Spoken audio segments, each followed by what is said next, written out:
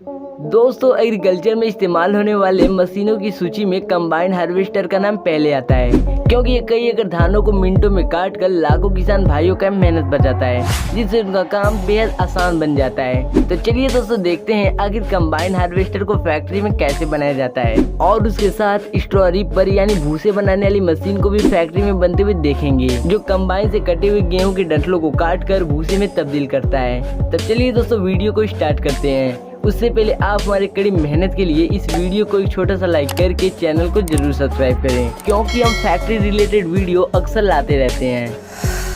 तो नंबर पहले पर आता है कंबाइन हार्वेस्टर मेकिंग प्रोसेस। दोस्तों, मशीन हमारे जीवन का एक अहम हिस्सा है, जो हमारे काम को बेहद आसान बनाता है। उन्हीं मशीनों में कंबाइन हार्वेस्टर का भी नाम आता है, जो स्पेशली किसानों के लिए बनाया गया है। ये मशीन 1 घंटे में 4 एकड़ गेहूं को काट कर किसान भाइयों का समय के साथ साथ मेहनत भी बचाता है। तो चलिए दोस्तों, इसका मैन्युफैक्चरिंग प्रोसेस देखने से पहले इसके वर्क को 3D एनिमेशन से समझते हैं। तब सबसे पहले ये मशीन अपने कटर बार से इन फसलों को काट कर रील की मदद से अंदर लेता है। फिर रील के जस्ट नीचे आउगर लगा होता है, जो सभी फसलों को कन्वेयर बेल्ट के नीचे से थ्रेसिंग सिलेंडर तक भेजता है, जहाँ ये तीनों थ्रेसिंग सिलेंडर फसल को पीट कर अनाज को डंठलों से अलग करते हैं। अब अनाज को नीचे वाले चैम्बर में भेजते हैं, जहाँ एक ब्लोअर लगा होता है, जो अनाज में मौजूद छोटे छोटे डंठलों के टुकड़े को हवा की मदद से बाहर फेंकता है। दोस्तों, ये भूसे जिस वाइब्रेटिंग बेल्ट से बाहर निकलते हैं वो एक झरना होता है, और इसी झरने की मदद से भूसे में मौजूद थोड़े बहुत अनाज नीचे वाले चैम्बर में आते हैं, और फिर इन सभी अनाजों को पाइप की मदद से ग्रेन टैंक में भेजकर स्टोर किया जाता है,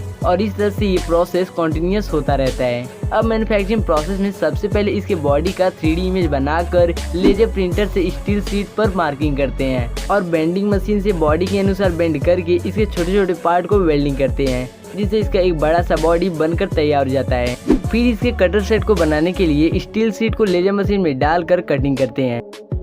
फिर कटे हुए पार्ट को बाहर निकालकर प्रेसिंग मशीन से दबाव देकर बेंड करते हैं।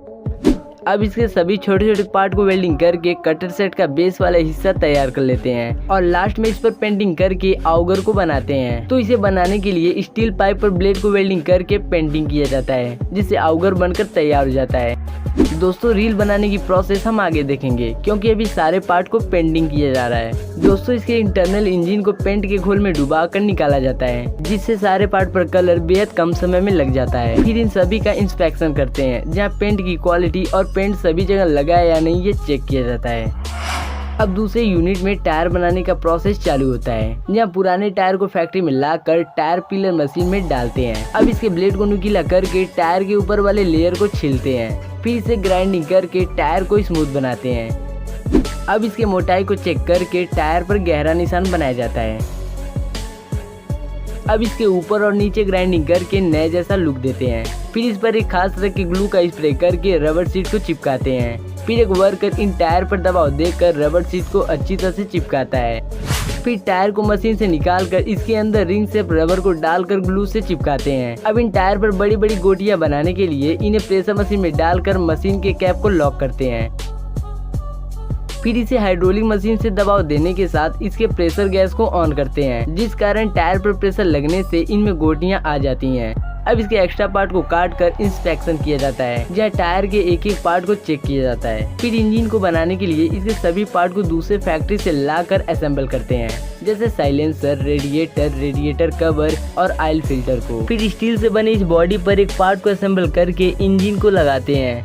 अब इंजन के बॉडी पर कवर लगाकर बियरिंग और रबर बेल्ट को लगाते हैं। फिर इसके पीछे वाले बॉडी को असेंबल करके फिर इसमें एक बड़े से टैंक को लगाकर सनसाइड यानी छतरी को लगाते हैं, जो ड्राइवर को धूप लगने से बचाता है। अब इसमें सिलेंडर को असेंबल करते हैं, जो हार्वेस्टर को ऊंची जगह पर चढ़ने का हौसला देता है। फिर इसमें सारे छोटे छोटे पार्ट को लगाकर इन्हें कवर करते हैं। फिर हैंडल और सीट को असेंबल करके पूरे पहिए वाले सेट को लगाते हैं। अब पहिए को लगाकर नट से टाइटली कसते हैं। फिर कंपनी का स्टिकर लगाकर इसे पूरी तरह तैयार कर लेते हैं। लेकिन दोस्तों, आजकल के मॉडिफाइड हार्वेस्टर में ड्राइवर के सेफ्टी का पूरा ध्यान रखा जाता है, जहां सीट को खुले में न रखकर एक कैब में सेट करते हैं, जिसमें एसी का भी फैसिलिटी होता है, जिससे ड्राइवर को धूप नहीं लगता है और वो अपने काम को पूरे मन से करता है। अब बारी आती है इसमें कटर सेट को लगाने की, जहाँ कटर सेट के छोटे छोटे पार्ट को असेंबल करते हैं। तो सबसे पहले ब्लेड को लगाकर कटर बार को तैयार कर लेते हैं। फिर इसमें सारे छोटे छोटे पार्ट को लगाकर रील को पेंट करते हैं जो फसल को अंदर की तरफ खींचता है। अब इसे कटर बार के ऊपर लगाकर इसमें रील टाइन को लगाते हैं जो कील की तरह लंबा होता है और फसल को खींच कर अंदर लाता है। अब इसमें एक छोटे से पार्ट को असेंबल करके बेल्ट व्हील को लगाते हैं। फिर इसका टेस्टिंग प्रोसेस करके खेतों में चलाया जाता है जिससे आपका हार्वेस्टर पूरी तरह बनकर तैयार हो जाता है। तो दोस्तों इसका मार्केट में प्राइस 20 लाख है। क्या आप इसे खरीदना चाहोगे? कमेंट करके जरूर बताना।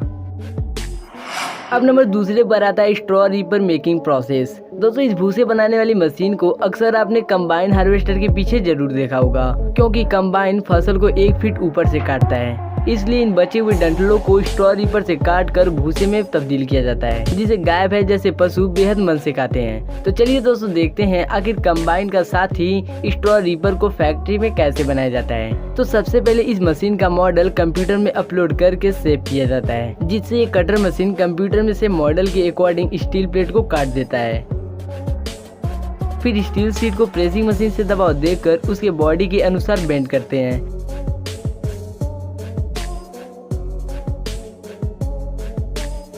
फिर सारे पार्ट को जोड़कर इसके बेस वाले हिस्से को तैयार करते हैं।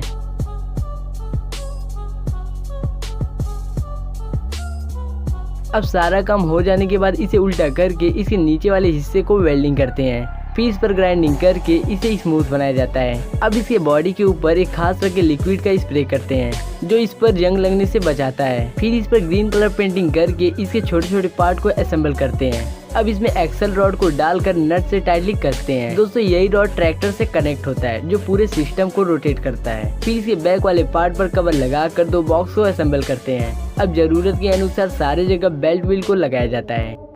फिर मशीन के नीचे से कन्वेयर सिस्टम को डालते हैं जो डंठलों को स्लाइड करके ब्लेड तक भेजता है। अब इसमें रोटर सिस्टम को असेंबल करते हैं जो ट्रैक्टर से कनेक्ट होकर ब्लेड और रील को रोटेट करता है। फिर पतले पतले रॉड को वेल्डिंग करके एक जाल तैयार करते हैं और इसे मशीन में डालकर पीछे फैन लगाते हैं जो डस्ट को बाहर निकालता है। फिर ब्लेड कवर को लगाकर ब्लेड रोटर को वेल्डिंग करते हैं और इसे पेंट करके मशीन के अंदर फिट करते हैं।